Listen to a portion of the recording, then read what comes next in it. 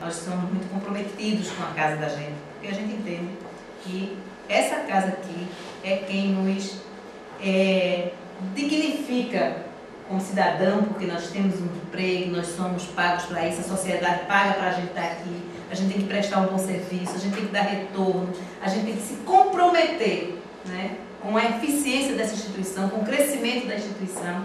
E para a gente fazer isso, a gente tem que passar, evidentemente, por vários estágios. E um dos estágios é qualificar, é dignificar, é fazer da gente cidadãos, de respeitar um outro, trabalhar com humanização, trabalhar com ética, né? Não existe segmento melhor do que outro, isso a gente vem batendo, não é de hoje, eu já fiz 10 reuniões aqui dentro, conversando isso, falando para os pares.